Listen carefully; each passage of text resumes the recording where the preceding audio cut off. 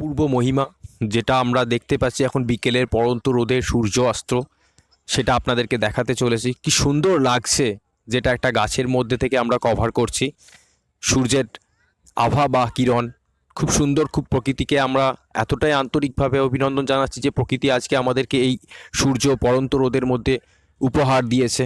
তো চলুন আমরা আস্তে আস্তে গঙ্গার পাড়ের দিকে।